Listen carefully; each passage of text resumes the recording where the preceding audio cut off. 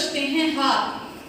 तो जैसा कि शीर्षक है खुशबू रचते हैं हाथ, तो वो हाथ कवि ने उन लोगों के हाथों का, उनके परिश्रम का वर्णन किया है, जिन हाथों से क्या है, जो हाथ खुशबू की रचना करते हैं, जो खुशबू को, जिन हाथों में खुशबू रचती है, वो हाथ वास्तव में होते कैसे हैं, कितनी परेशानियों से वो जूझते हैं। ठीक है, ये सब इस कविता में हम पढ़ेंगे। इसके सबसे पहले कविता शुरू करने से पहले हम पढ़ेंगे इनके कवि का नाम। कवि का नाम है अरुण कंवल। कवि का नाम क्या है? अरुण कंवल। इनका जन्म 1954 में हुआ। जन्म स्थान है बिहार।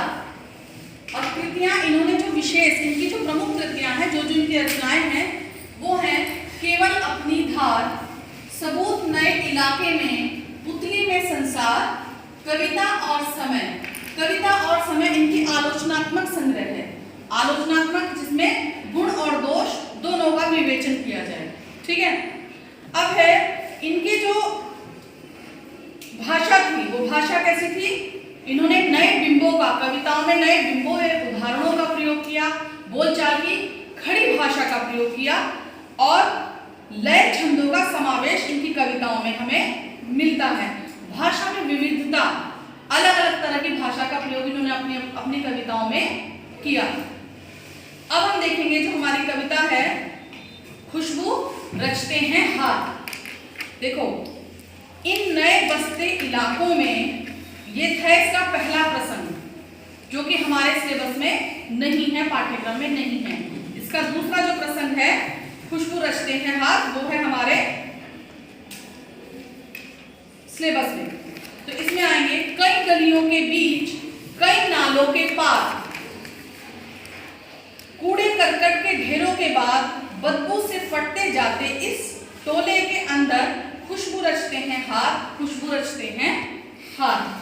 अब जो कवि है यहाँ पर, उन्होंने किन का वर्णन किया है, किन लोगों को दिखाया है इन पंक्तियों में? उन लोगों को जो भाई हाथों में खुशबू कैसे रचती है उनकी, किनके विषय में बताया है? जो लोग अगरबत्तियां बनाते हैं। ठीक है, जो लोग अगरबत्तियां बनाते हैं। अब इन्होंने, कवि ने बताया है कई गलियों के बीच, कई नालों के पार। इन पंक्तियों से उन्होंने क्या बताना चाहा है कि ऐसे लोग जो खुशबू रचते हैं, जिनके हाथों से खुशबू निकल कर जाती है, वो लोग, उन लोगों का रहने का क्षेत्र कैसा है, कैसी उनकी बस्ती है, कैसी बस्तियों में, गंदी बस्तियों में, और किस तरह से वो अपना जीवन बिताते हैं। कई गलियों के बीच, छोटी छोटी गलियों के बीच, और कई नालों के पार, यानी कि बस्ती है जहां पर बहुत अच्छी स्थिति उस बस्ती की नहीं है। कई नालों के, नाले समझते हो?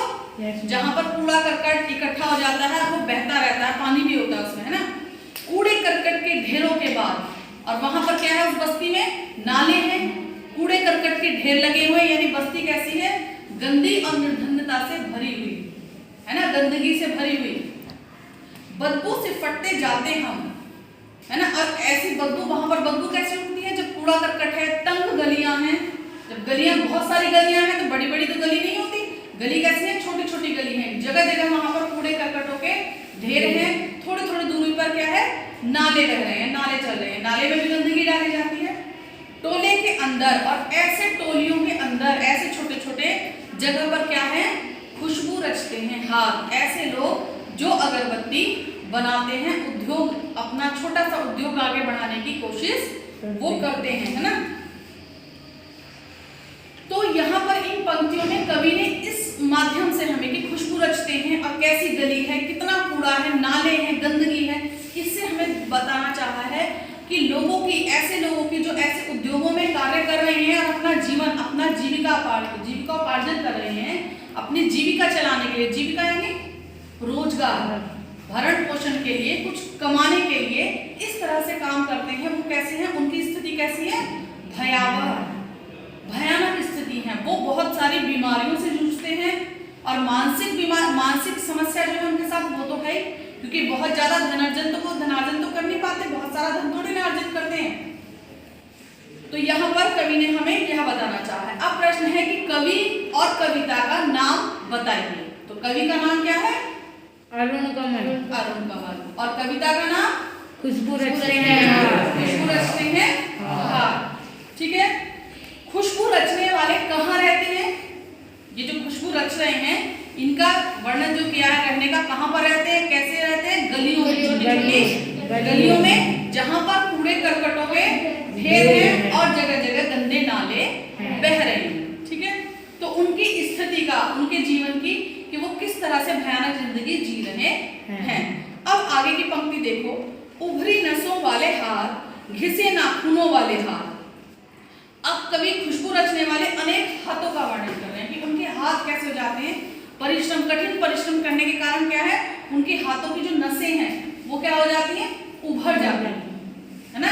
जब वो बहुत कठिन परिश्रम करते हैं हाथों से तो उनके हाथ मजबूत, थोड़े से भाई मुलायम तो नहीं होंगे, उनके हाथ कैसे हो जाते हैं, कठोर हो जाते हैं और उनके हाथों की जो नसें हैं वो दिखाई देने लगती हैं। घिसे नाखूनों वाले हाथ, और उनके नाखून क्या है, उन्हें काटने की आवश्यकता नहीं पड़ती, काम करते करते करते करते उनके नाखून खिंच जाते हैं। इतना कठिन परिश्रम वो लोग करते हैं लेकिन उतना उन्हें फल नहीं मिलता।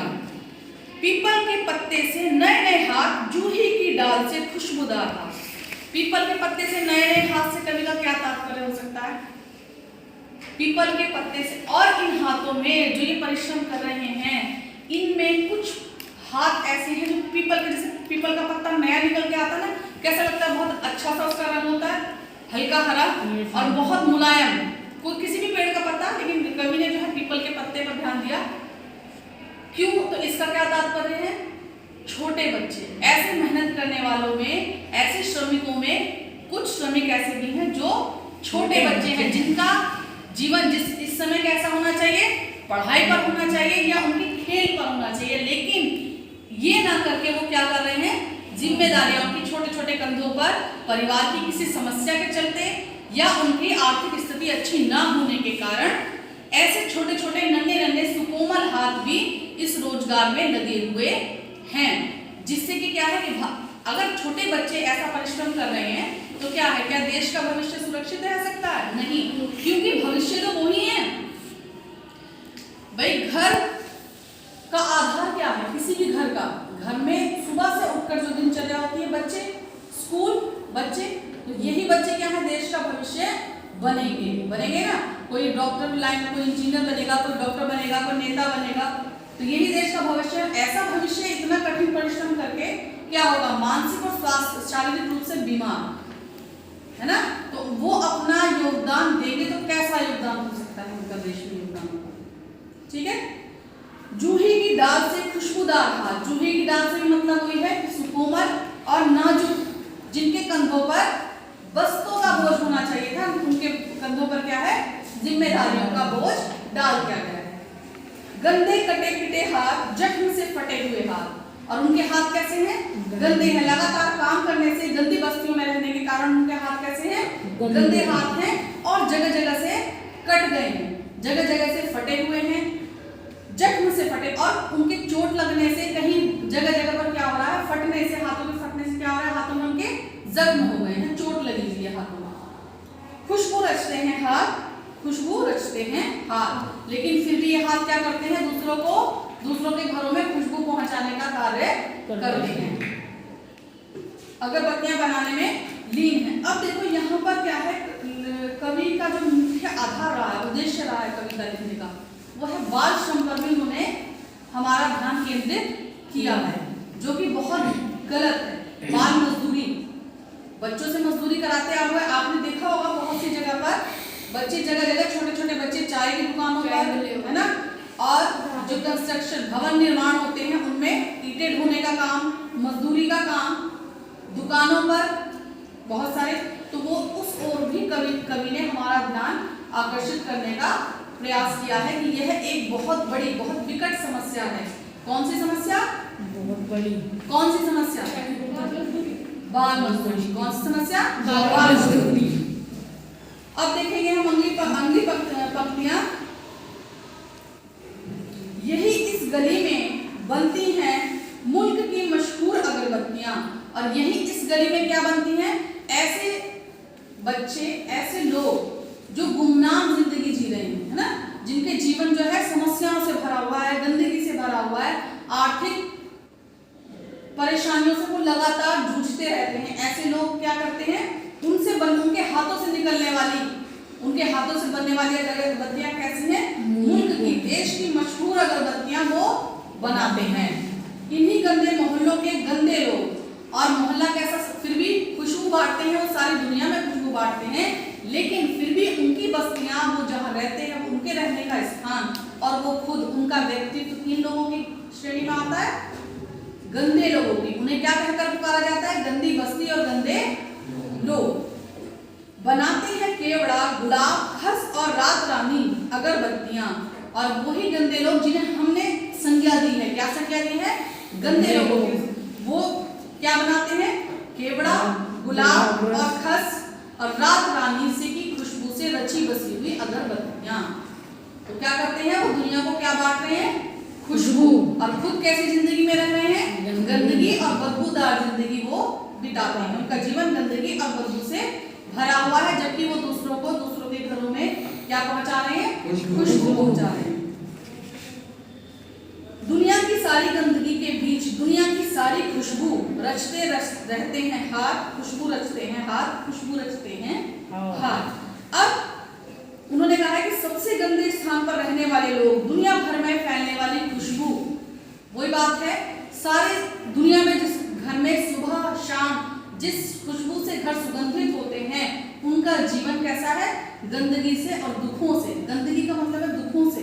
भाई आर्थिक परेशानी होगी तभी तो वो ऐसी गंदी बस्ती में रह रहे हैं, और आर्थिक और मानसिक रूप से भी, जब जेब भरी हुई नहीं है उनकी, तो मानसिक रूप से भी परेशान है ना। और अपनी जीविका चलाने के लिए इतना कठिन परिश्रम करके भी उन्हें उतना कुछ नहीं मिल रहा है कि वो अपना अच्छे से जीवन भी चला सकें। तो ऐसे लोग जो दूसरों को सुगंधित, दूसरों के घरों में सुगंध फैलाते हैं, उनका अपना जीवन दुर्गंध और मलिनता से भरा हुआ है।